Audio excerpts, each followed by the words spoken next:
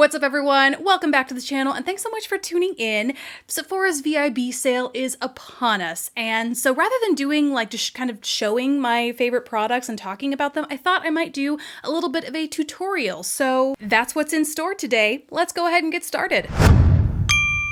So first, let's start off with, let's not start with foundation. Let's condition our lips, because this is actually something that I would not only recommend, but will probably be repurchasing myself, the Laneige Lip Sleeping Mask. I bought this time last year in the VIB sale, actually in a cute little holiday set. Came with 2 other tiny flavors as well. Those are long gone. I don't even know why I still have this, but I am only now just using up. You can see that glorious pan, I guess it is, in the bottom of there.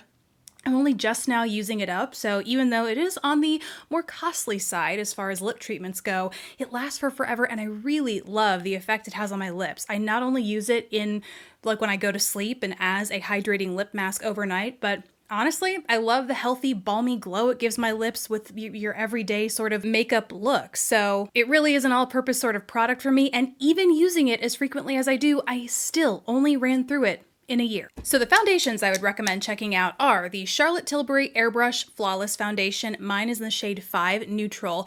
This is such a stay all day kind of foundation. It's very buildable to full coverage. It's on the drier side, so great for combo oily skin types, but I wouldn't say it's too harsh. If you have a drier skin type, you might just need to make sure that you hydrate well underneath it, but it lays flawlessly. It gives you a slightly radiant finish, not quite as glowy as the other foundation I'm going to talk about, but it's been my go-to for pretty full coverage that still looks surprisingly natural, if you know what I mean. The other foundation that I've really been loving is the Rare Beauty foundation, and mine is the shade 210N. This is the one I'm going to be using today, and has been the one that I've been liking a lot recently because it feels thinner than the Charlotte Tilbury, so it feels a little bit more natural, kind of like you're really not wearing anything on the skin, yet it does give you not quite as full coverage as the Charlotte Tilbury, but pretty full coverage. I mean, you can see I have some redness, I have some active acne breakouts, some current scarring and redness, and you'll see just how well it covers all of that up. Again, still looks really nice and natural and gives you a glowier finish than the Charlotte Tilbury does. So you can actually already start to see the change, and I didn't put as much on as I normally do on a daily basis, and still you can see it gives some really nice coverage. I think I will keep this level of coverage today. I'm not going to add any more, and maybe I'll just heavy up more on my concealer, which, while we're talking about it, is the Rare Beauty concealer. This I also have switched from my Pat McGrath. This is her super long name, Skin Fetish Sublime Perfection Concealer. I am L7 here.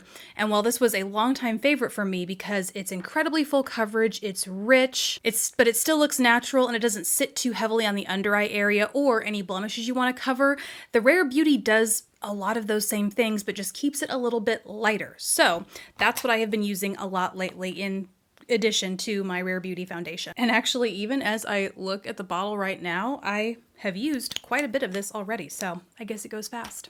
For a shade reference in that Rare concealer, I am also a 210N. I got the matching concealer shade, but I think you'll be able to see the concealer does run a little bit lighter than the foundation overall, because I'm the same shade in each, so it looks like they might have just staggered the shades. Is that the word I'm looking for? Made the concealers like consistently lighter than the foundations, which I do like because it really not only adds coverage and illumination to my under eye area, but it brightens it up while doing all of those things. So that's the concealer. Now let's move on to brows. The Rare Beauty Brow Duo is something that has really snuck up on me. It's one of those things where, I even said this in the review, I liked it well enough, but I didn't think it would break through to like favorites territory, but it has been, you know, the brow thing that I've been using ever since I've gotten it. And I think it comes down to, this is the case with pretty much any sort of dual-ended brow thing for me. I love the versatility it has. On the one end, you have the pencil that's great for filling, outlining, just adding a little bit more volume. And this is a waxy pencil, so it also builds a little bit of like actual brow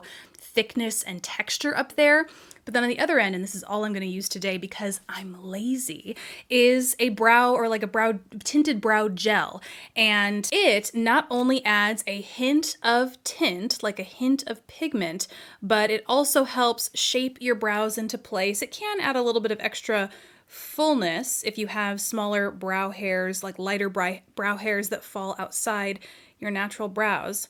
But then it will also hold your brows in this shape all day, which is really what I'm after. I think I'm going to go for a more dramatic brow today. So rather than both fill and use my brow gel, I'm just going to go for a light little bit of structure that comes with the brow gel. I mean, look, that makes all the difference, just a teensy hint of tint and hold. But like I said, I think having the option of the two is what has made this such a go-to for me because, you know, as my look is coming together, no matter what kind of brow I want, whether it's bolder or more natural or how lazy I am for the day, this product kind of has it all for me. Now on to the eyes. So I have more eyeshadow to talk about than I could possibly use in one tutorial. So first I want to just talk about the Makeup by Mario eyeshadow palettes. I recently did a review of these, so I'm not going to go all the way in depth, but you really can't go wrong with any of them. The Mattes eyeshadow palette is beautiful. The metallics, you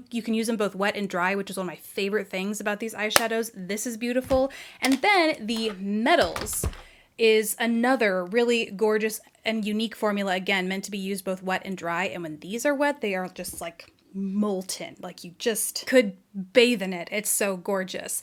But because I just talked about all of these relatively recently, I want to go back to a product that I feel like didn't get enough love when they launched. Those are the Natasha Denona Chromium Cream Eyeshadows. So I am going to use a little bit of the matte palette from Makeup by Mario as my base today, but then we're going to dive into those Chromium cream eyeshadows. So to start with the eyes, this is going to be so fast and simple. I'm going with this shade from the Mario Mattes palette, and I'm not going to use a primer just because I have the primer from Makeup by Mario, but in case you didn't see that review, it's not my favorite. In fact, I actually would not recommend you pick that up from during the Sephora sale just because I didn't notice it really helping my eyeshadows at all. I mean, look at these without a primer. They really don't need the help of a primer. And in fact, I kind of noticed it like hindering the lasting power of my eyeshadows. Like my eyeshadows kind of faded and melted down my eyes, which is the opposite of what a primer is supposed to do, you know? So I'm just going to run this really quickly through my crease, and then I will also, just for the sake of having it blend up to my eyebrow, we'll also take a little bit of this light cream shade and blend that up just to blur the edges a little bit. Ooh, okay, so I'm also just taking that same shadow in my crease and extending it along my lower lash line. Okay, now, the fun part. I am going to use the shade Dragonfly from the Chromium collection, and these I really just like to apply directly to my eyelid. I apply them directly, and then I will take a little bit of a fluffy brush just to blend out the edges you can see there. And that's the one thing about these shadows, unlike the other cream shadows that Natasha Denona initially came out with, these blend so much better in the crease. Like you can really make it blend in with whatever other shadows you have going on in your eye, whereas the other ones were like chunky almost, and so it was really hard to get them to look nice alone on your lid, and then to have them blend, it was just like, ugh, it was a mess. Now for liner, I'm going to use the Makeup by Mario Master Pigment Pro pencil. This is an incredibly pigmented and creamy pencil. I really love this. Taking that, starting on my waterline, even in that inner corner, and then I will smudge this on my upper lash line because it comes with a little brush on the other end, and it's actually a little brush that I don't hate using. It's not stiff or itchy. It actually gets the job done of blurring and blending your eyeshadow. So I really like the smoky effect that this brush and the product itself gives. You can see it, you have quite a bit of time to work with this as you blend it out. And so for the first time in a long time, I've actually been smudging my upper lash line too, so it doesn't look as harsh. Now for mascara, I'm gonna go in with my Charlotte Tilbury Legendary Lashes Volume 2 mascara. Although I have to say, I have been using all of her mascaras. Once she launched her Pillow Talk, this guy, she also launched a set where you could buy each of the mascaras, and I did because I kind of wanted to just see, you know, go back. I used to love the first one, and after trying the one that I'm currently using, really liked it too. So I kind of just wanted to see what the difference between all of them was. And so would you guys want to see a comparison video kind of showing you the differences in all of them to see which one's right for you? Let me know down in the comments, please. Okay, mascara is done. Let's finish up the rest of the face super quick. So I really love the Range Beauty liquid or cream blushes, so much so that these are on my list to get more shades of during the sale, but the shade that I have, Love, doesn't really go with the coloring that I have here today, so I want to talk about other cream blushes that really I didn't give them as much attention as they deserve for how amazing they are. And those are the Fenty cream, Cheeks Out cream blushes. And the shade that I'm gonna use today is Rosé Latte. It's beautiful because it's like a brown, a medium tone, brown toned mauve. And so on me, I'm looking for a brush. Where is that? Ha! On me, this is kind of like a blush slash contour sort of shade. So depending on where I put it on my cheeks, if I bring it like all the way up, it reads more mauve-y, but if I just use it at the back of my cheeks, it almost looks like a kind of a contour shade. Today, I'm not only taking it all the way back, but then also doing a little bit on my nose as well for a lightly flushed look. But see, because of that tone, I feel like I really don't need a contour shade here.